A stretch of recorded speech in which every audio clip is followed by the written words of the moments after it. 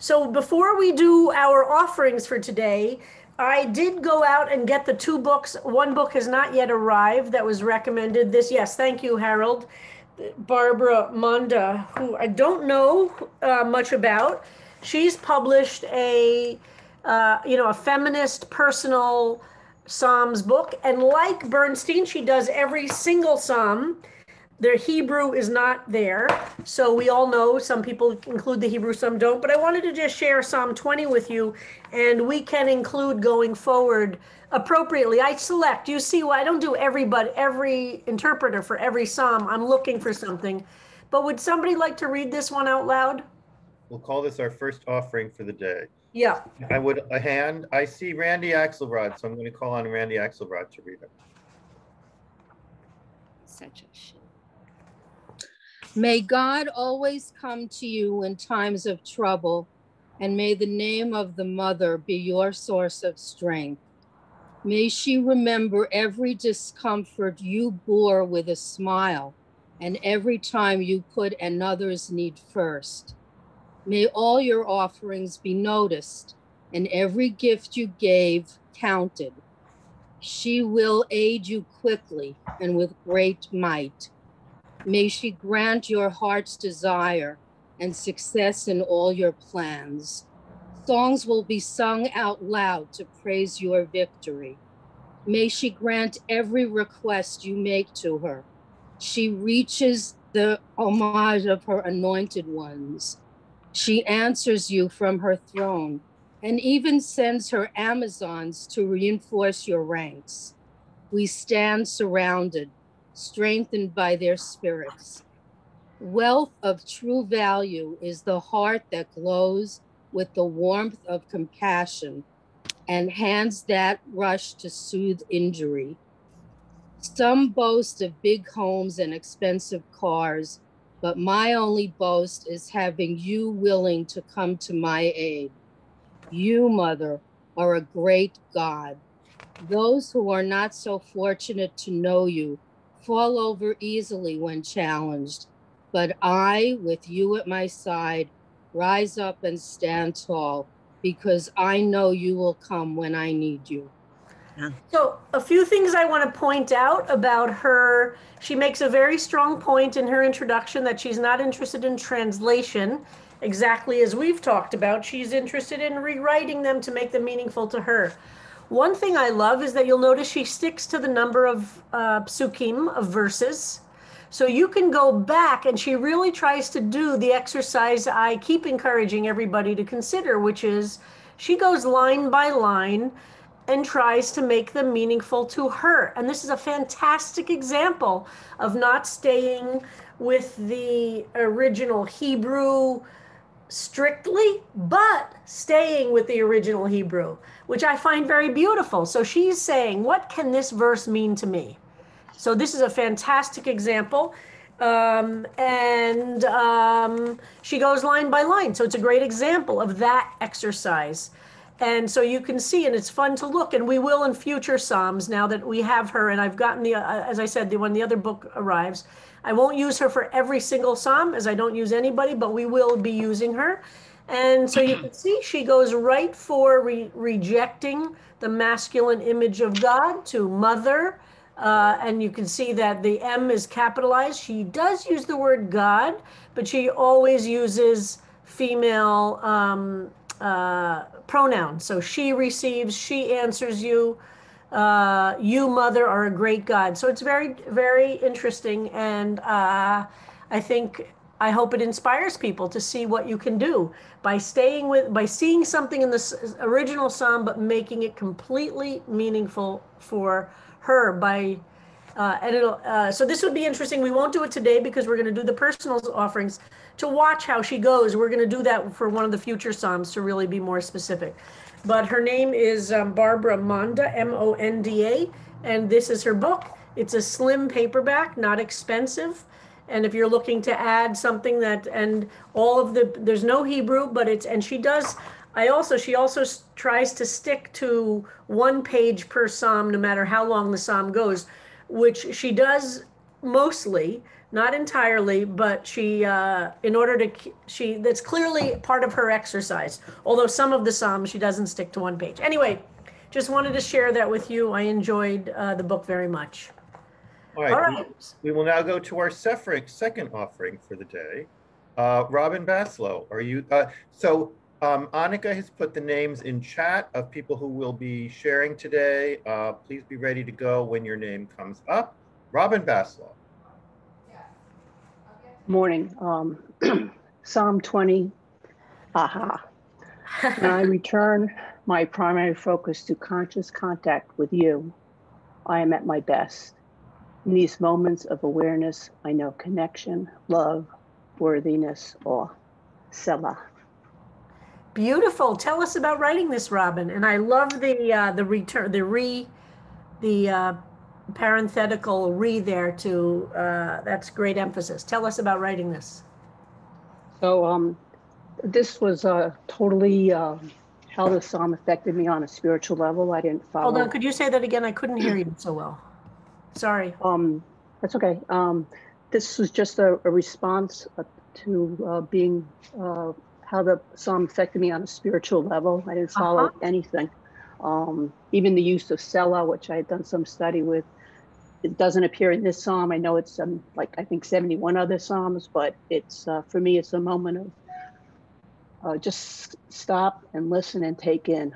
So prior to writing this, I had been through kind of a rough patch. I had a lot of physical pain after a surgery and came with a lot of anxiety and then unworthiness and despair, blah, blah, blah. And while I had physically prepared for the surgery, I don't think I was spiritually prepared for that space. And I just kept to my practice of morning meditation and study and learning. And I don't know, I read this psalm and it was like, whew, this little shift took place. And I got out of this place of aloneness and despair and felt back. And right after that, and I just wrote it down immediately, I looked out my window and we have a resident fox who's very sly and sort of hides in the rocks and stuff like that. And she was just walking down the center of the easement like she was the grand marshal of the gay pride parade. And I was like, there we are. So that's my Psalm 20 experience. That's beautiful. Well, I do love how you work on going laser-like into the core, the heart of it all. And sometimes, you know, it's very nice to wind around and around and around to get to the point, and other times to go right there. And I love that. And I love this aha at the beginning and Selah at the end. That's beautiful. And I love that you're using Selah as it's intertextuality. You're referring to something you know about the Psalms, and that it's not in this particular one, who cares? It works for you here. So be really beautiful, Robin. Robin, I just wanted to make sure before I send it out, you wanted this I to be capital and the other, when you refer to yourself, it's a lowercase I. Is that correct? Yeah. Okay. Yeah. Thank you. All right. So I hope you continue healing, Robin. yes. Please continue Thank you. healing. I'm much better. Both in body and soul. And I think you're absolutely right. People do not realize how difficult surgery is to recover from. Ora Ezrahi. Yeah, I think, Ora, that's great. Okay, sorry. Okay. I So I will explain. We got more than we're going to be able to read today. And the people who had participated in all 5 of the previous, we're going, hold on a second. Let me just. Harold, fine. Right, no, Sherry, you are right, Sherry, that we were supposed, you are next, and then Ora. Sherry, go ahead. You are next. Ora, I apologize. Okay, go. Okay. I apologize. Okay. No, me. Okay, so Ms. L versus Ice, inspired by Psalm 20. My wrist cuffed, ankle shackled, locked up in Otemesa. They tore her only 6 from me. Already lifted by the cross to flee from Congolese destruction to this promised land. Who will send help now? The mother, daughter grinning on a staircase, was that us? Gaunt, I cannot eat. Empty. I cannot sleep. Where is she? Cold as ice. I learn how far she is now from my San Diego cell. Then you came to me as angels do. You called me by my name. Released, holding hands, saying grace, planning details with your courtly guidance, signing just petitions, amended filings, offering our broken, yearning, hopeful hearts. In the sanctum of Chicago, I sit on marble stairs. I crouch to her in bright pink coat. We grasp each other, won't let go. I sing sobs with her in Lingala, rock her, stroke her hair. We rise, erect together. Now I pray, please help 2,000 more. Wow. Sherry, speak to us. Well, like Robin, this just struck me. The whole, it's atypical for me to do an explicitly political offering, but the arc of the psalm, first time of trouble, seeking help, offerings, receiving help, rejoicing, closing that envelope that you talked about with even more trouble. Our horrific immigration calamity just kind of struck me as an unfortunate fit. And as with Psalm 20, Mizelle, which is a real lawsuit, she started, that's the class action. The ACLU actually interviewed her first. Okay. Class action. Ms. L is to protect her privacy. She starts with a call for help in time of trouble, reflecting today. And the Catholic Church actually had arranged for her and her daughter to escape with 10 flights to the United States because it was very dangerous for her. And her faith persisted and prevails despite the horrors and cruelty of our promised land. And in contrast to Mizelle and her Soros, who cannot eat or sleep, she can't feel full. These petitions and court filings are the details that become the fullness of a burnt offering. And then the ACLU answered the call and helped guide her through the process. And they found out about her and interviewed her, and they're her angels and messengers, instruments of the divinity that we hope exists in the universe. And while the judge in this sanctuary and of the courtroom reunites families, the judge is only implicit in the poem. Mm-hmm. It's really the judge, like the divinity, where petitions are addressed, and it's the judge's decisions that hopefully reflect divinity and the quality of ascetic. So like the psalm, poet victory celebrated in the heartrending, the sung in psalms reunion, the offering recognizes that there's 1,000-fold of troubles to be dealt with. So that's how it happens. Sherry, it's amazing to see this because, as you described, this isn't your usual direction as a writer. So I'm very moved that the Psalms have brought this out in you. This is very, very powerful. Very powerful. Thank you. Now, Aura. This is based on, just inspired by Psalm 20 and our discussion about names. If you have no name, how will I ever know you? How will I be safe? If you are nameless, how can I call out to you when I am afraid? If you have no name, how do I know what mine is? What is my meaning? If you are nameless, will you know when I need you? Will you hear my pleas? My intuition directed me to stillness so that I would rest. Now I am awake, slowly unwinding my fears and stilling my rage. When I had no name, no human reached out to me to quell my madness. When I had no name, you reached out and untangled me from my own mind. Now we share a name, transcendent and glorious. Now I am your spark. Wow, Aura. Okay, talk to us.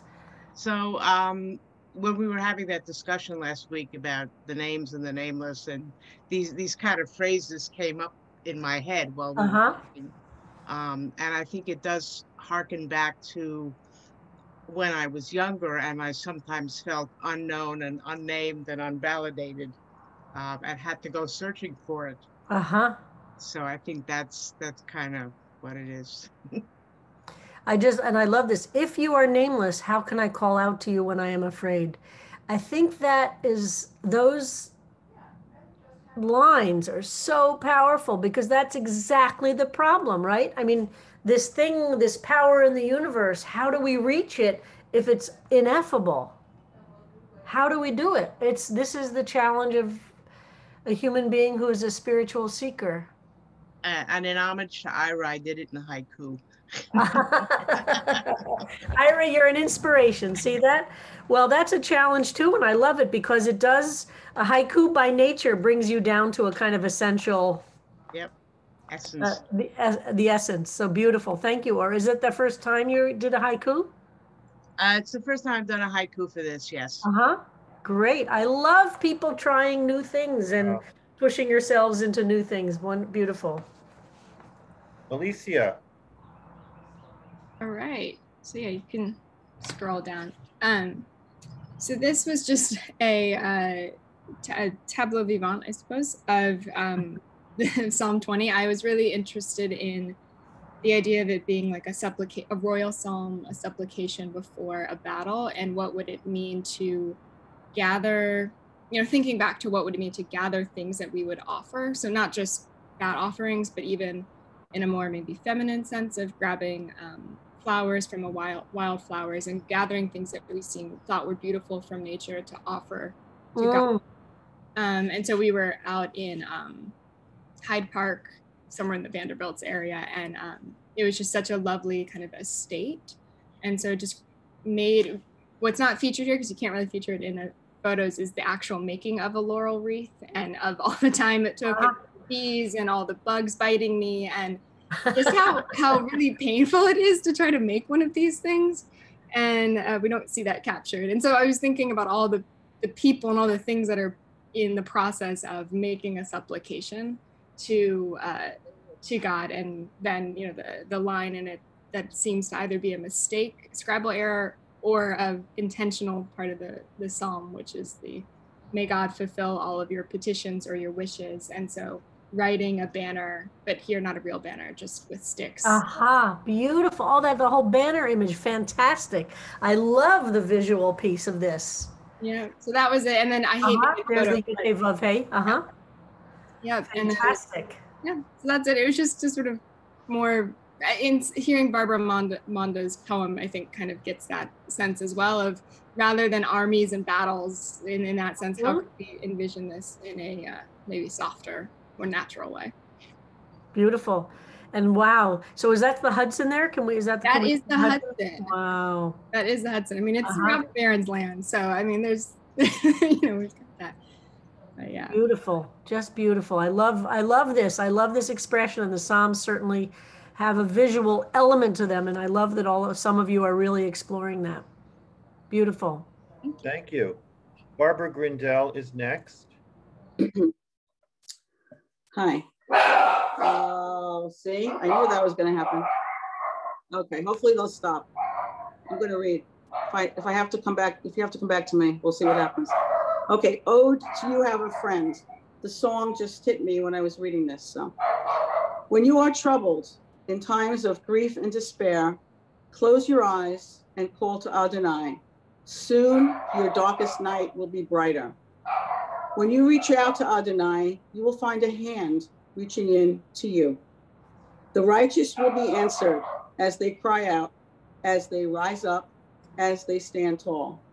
They will feel your presence all around them as you answer them from your sanctuary in the heavens. What a fantastic intertextuality here. And by the way, I see in the chat, I was corrected. Yes, Selah is in this psalm. I apologize, my mistake.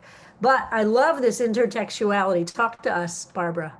Well, the first, just in times of trouble, is in a lot of the translations. And when I think of that, I just think of this song. I mean, I couldn't get all the words to fit in the tune, but the whole first paragraph moved me. And after I, was able to take a little bit, "The darkest night will be brighter" is almost verbatim, but I tried not to make it exactly.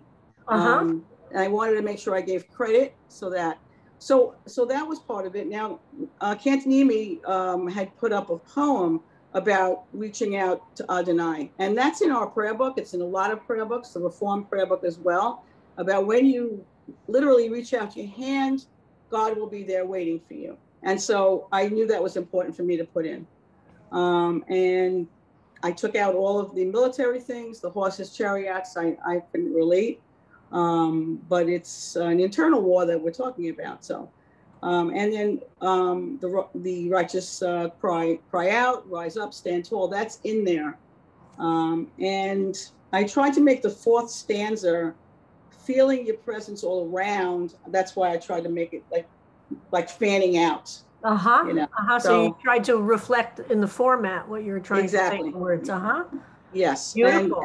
And I found that once I find a theme and a first paragraph, then it just sort of comes. So that's my offering. I think as many pop songs went to romantic relationships and personal friendships, that's kind of the Psalms doing that about the holiest one in the universe, so that you see those words, and the words in a time of trouble is the Hebrew. Beyond Sarah, it's pretty literal. So that's fantastic that you made the connection and you explored it. And so many of us, grew up on that song, right? Or that expression of, definitely. Beautiful connection. Love it. I just wanted to make one more point that I always loved Debbie Freeman's music. And I knew that it had to do with Hebrew text, but I never realized the Psalms were right there. That some of her words verbatim are from the Psalms. Absolutely. I only learned that from for her. Psalms were very, very, very important. Right, because she's important to me too. Her music sings to me from the beginning. So beautiful. Anyway, so thank you, Darina.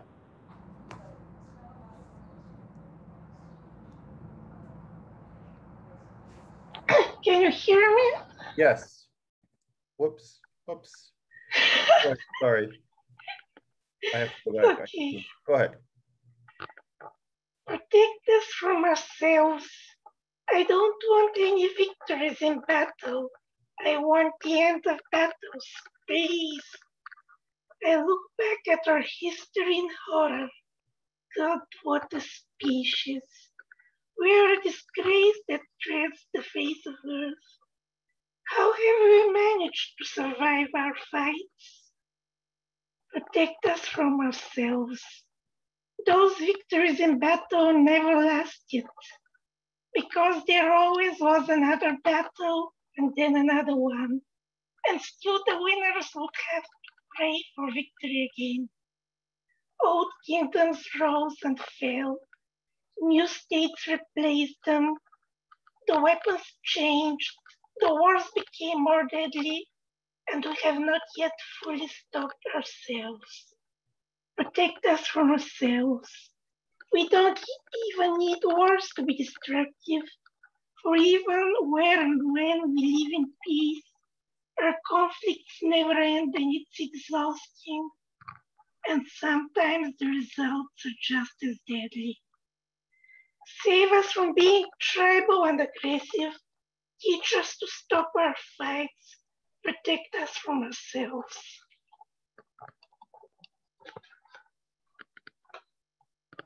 Sorry. Rabbi. Wow. So, Darina, so powerful.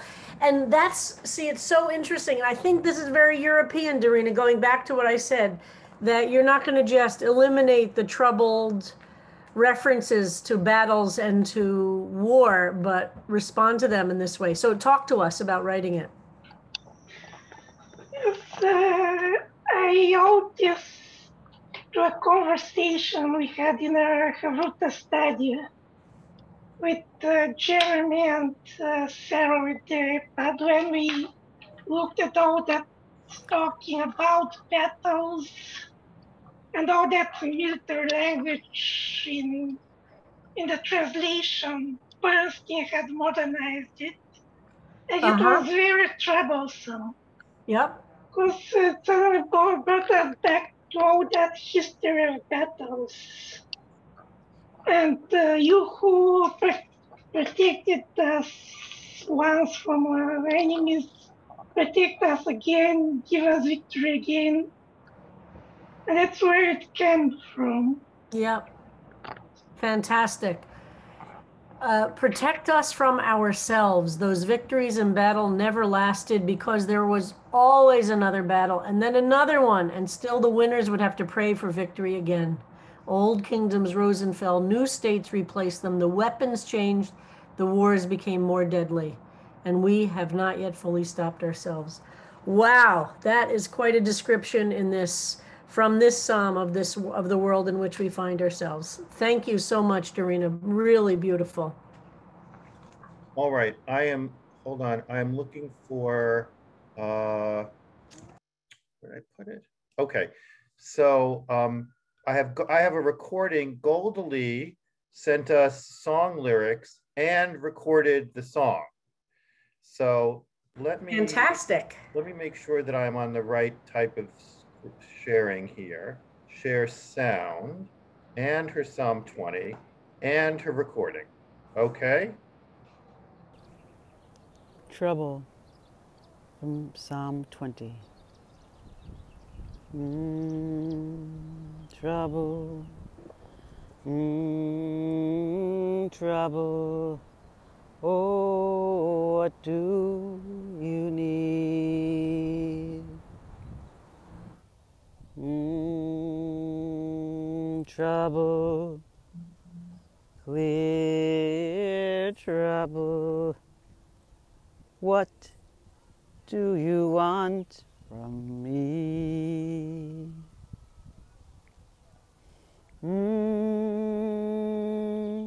Trouble, troubling troubles, grip, please now release. Trouble, loud trouble, Lord, please make it cease.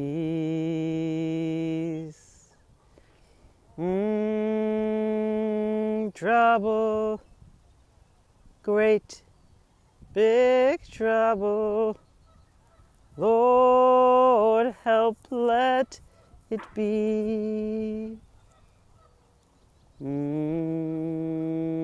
Trouble, grace in trouble, Lord, may I receive.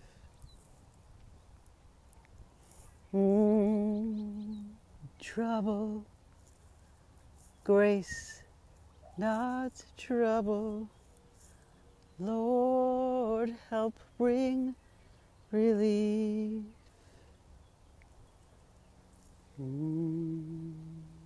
Trouble,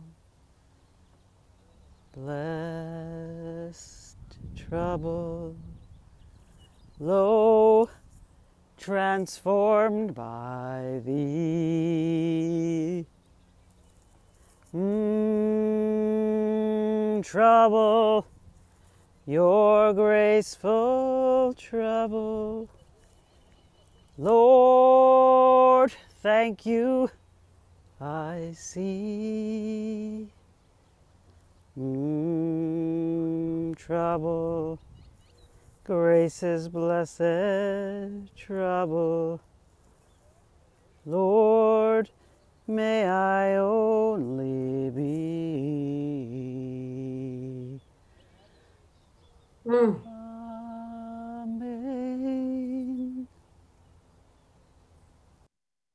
Wow, Golda Lee.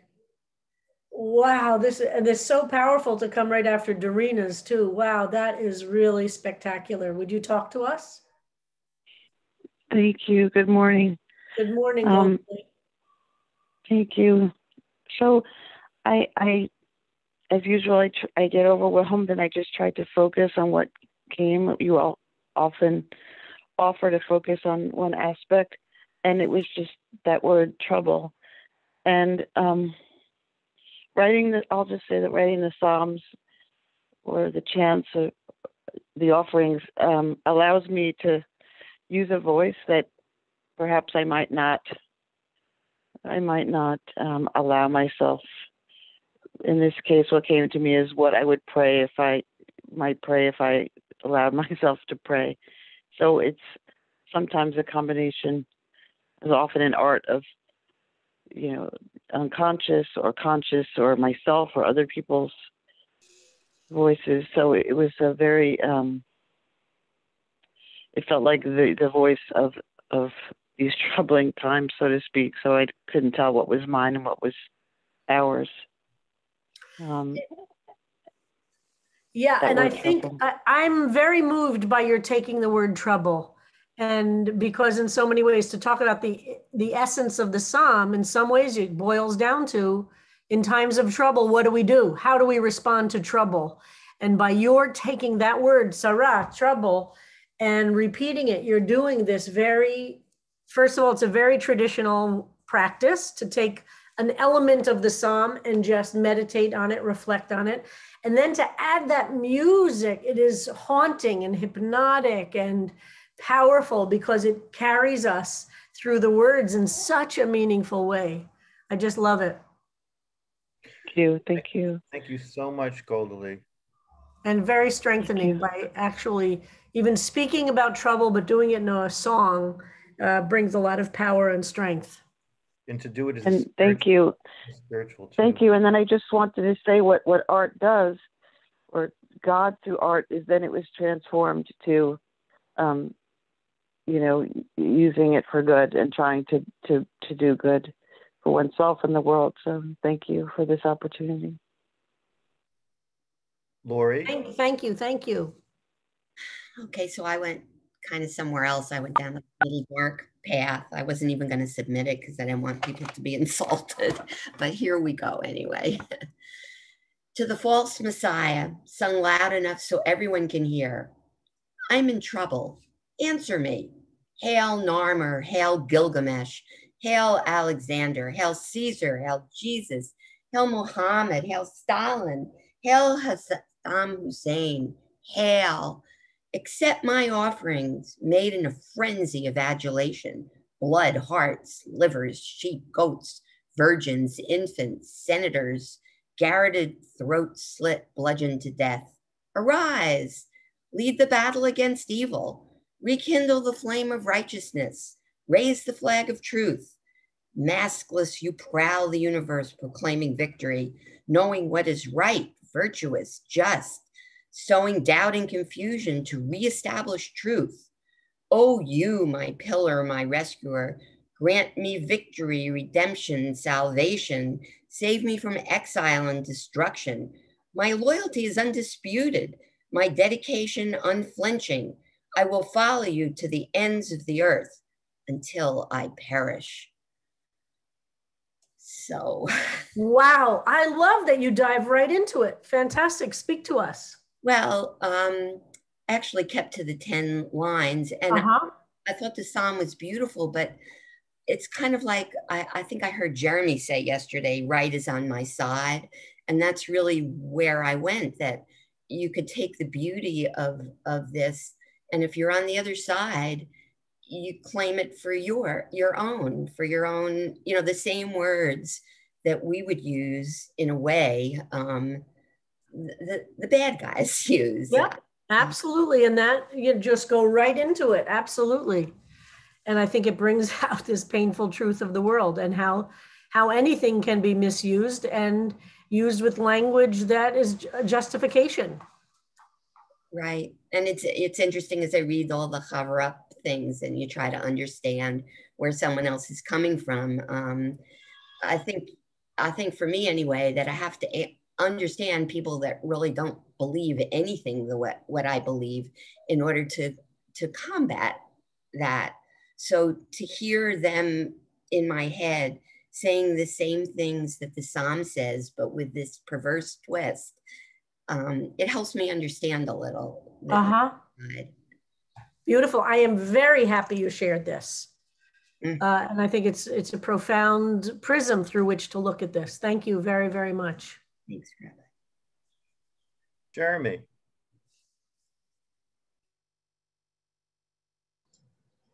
Just a meeting. Almighty King, lift the king's distress as he bends his knee to you. My King, may the King answer all your prayers. May he dry your tears with the winds of Zion. May he receive your sacrifices with favor. May he grant your heart's desire. As his anointed, I'm sure your words reach his throne. You have blessings from God that I've never known. In your supplications, my King, include your subjects who just fought in your war. In your name, we carried God's name on our banners. On our horses, we charged facing death. But we survived and our foes were laid prostrate. The enemies sank to their knees in defeat. On our knees, we thank you, our God, for all the gifts that you give. But we still have one more prayer in our hearts. We wish it was less of a struggle to live. Your name has passed my lips every day for years, but the winds of Zion have yet to dry my tears. And from where you rest in your sanctuary, O blessed King divine, lift the king's distress. And someday I pray you'll finally also lift mine. Wow, Jeremy. Wow. Speak to us. Well, I just, when I read Alter and he talked about this was a kingly, one of the king psalms, and then I went back and I tried to cast the psalm, who was speaking and who was the psalm was singing to. So obviously, or I chose that the psalm was singing, that the psalm was about the king, and praying for the king's prayers. And I tried to think who would be praying for the king's prayers and what was going on in that person's mind. Yes, you're right that this is considered by some scholars to be what's called a royal psalm because it's so much about the king and there's a lot written about which king, etc. But I love this line, but we still have one more prayer in our hearts. We wish it was less of a struggle to live. We don't want to overreach, but could it be a little bit less of a struggle? Really beautiful, really, really beautiful. And also I love the way you used many of the images from the original psalm. On our horses, we charged facing death, but we survived and our foes were laid prostrate. So very powerful, very powerful. I also tried to use as many parallelisms as possible. You're an amazing writer, Jeremy. Thank you. Thank you. Wow. You know, there's so much you can do with just capitalizing or not. To add yes, really. Yep. Marilyn Michon. Here I am. Psalm 20, asking for your help. You have created me. You have created us, the trees, the sky, and all living things. My heart aches for you to lift me up, to send me the love that heals through nature, through your works. Through angels and messengers and people, I am opening up my heart for the answers to my aching, my pain, my open space, longing to be filled with your love and caring. Doing my part, helping do your work on earth, your messenger to heal others in need. A witness to your work, looking and listening for signs from you. Trust, faith, hope, and knowing I am held as you hold nature close. Beautiful, Marilyn. Talk to us. I feel like I'm right every time I write a song, I feel like it's the same thing. I'm writing the same thing, but obviously it's a theme. So nature is where I am finding God. And you always told me God is always with you. And I always say yes, but I never know what that means. But now through the Psalms, I'm getting a little inkling of what that means. So God is with me and through nature, and I'm helping do my part for God. I'm helping people. I'm doing what I can to help heal other people. And it's just, I don't know, it's an evolution. What can I tell you? I'm discovering God in me, God in others, God in nature. So the nature is a part that, is coming through. And also the nature fills me up. I feel fed by nature, but on the other hand, I still feel that emptiness and that longing for something else, something that's, so that's the signs, looking for signs, like everywhere there are signs. Well, and I think one of the things we come to terms with is being helped doesn't mean it makes everything all better. Being strengthened doesn't mean all the bad things go away. Being connected to the universe doesn't mean our scars or our wounds or our losses or our pains just disappear. Right. And part of the journey is that we learn that we can live with the scars and the wounds and the pain, and also experience joy, and also experience connectedness, and also experience holiness in the natural world. And also, it's the kind of end also that we get to. That's but exactly Marilyn, they say, every novelist has one book in them that they just keep rewriting, and every rabbi has one sermon that they just keep giving, and you just do it in all different kinds of ways. That's okay. I appreciate it. I've been giving the same sermon for 30 years. So. I appreciate it. I appreciate the process. Thank you. Sue Rosansky is our next reader.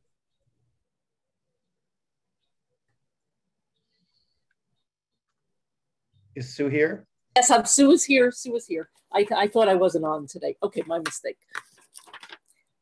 Oh, all right. To count. My mother died in the early 90s. I was 37. Lost. I had friends, but no community. My cousin suggested a 3-day Shiva. She said 7 days would be too much. Lost. I took her suggestion. For the remainder of the 7-day period, lost. I went to a morning minyan at a local conservative synagogue to say Kaddish. They struggled to get the number necessary by Jewish law to pray. One morning, we stood around as the leader counted, pointing his finger. On my left, 1, 2, 3. His finger skipped over me. On my right, 4, 5, 6, 7, 8, 9, 9. Never have I so viscerally felt what it means not to be counted, to not count. Come back in the evening, they said. The evening leader counts women. It's our compromise. I grew up going to a different conservative synagogue. The clergy, leaders, voices were all men. In my 20s, at high holiday services at a Hillel, I first heard a female voice, a cantor leading services. Her voice reached into me like no other voice in a synagogue had. Until that day, I hadn't known what was missing, what to look for. For me, words matter, voice matters, if I am to matter. And now, after being at CBST for 25 years with women on the Bima, does it matter? Today, in a protected bubble of a community, male voices don't feel like they exclude me. They'd be happy to be with me at the Bima. Many of these voices are of men that I know and adore, some of the kindest souls on earth. But outside the bubble, there are still places where I don't count, in ways large and small, and my ears perk up when I hear it. It's the world I grew up in. It's the world I still live in. It's a lifelong struggle. Love this, Sue. So, so, so powerful. Oh, I almost didn't submit it too. Well, see, that would have been your mistake. My mistake. Justice Ruth Bader Ginsburg wrote a piece that was in that Stars of, what's that called? Stars of David essays about not being allowed to say Kaddish and what that did to her. I remember that, yeah. Do you remember that? I never can forget it. So tell us about writing this from the Psalm and how you did this. Well, I mean, it was really based on the more than from the Psalm. It was from the conversation that we had. I guess it was last Wednesday. Great. I actually generally relate very much to Gaia Bernstein's Psalms, and the he part didn't really bother me. But as we were discussing it, and when Deborah said, you know, can't we have some more women voices? And anyway, you know, it really, the whole conversation, I guess this was really sort of my response to that whole conversation. And I was actually going to take part of Bernstein's psalm and just replace the he with she, but then it didn't seem like it fit. It just seemed more appropriate to speak of my own experience. Beautiful. And I really loved the I don't remember her name, the one that we read first today. And Barbara Munda. Yeah, I wrote it down. And you know, I think also hearing, just using the mother imagery is really powerful for me. Well, when I used to have these debates all the time and not in our CBST bubble, which I'd no longer take on. You know, there's only so many fights you can have. When people would argue with me that using he doesn't mean male, in those days I'd say, well, if it really doesn't mean male, then why does it make a difference if we use she, right? If it really doesn't matter. And I think this is a great example of your offering coming from the community of our Psalm studying, not necessarily from the Psalm itself, which is fantastic. So that is the offerings for today. Thank you all.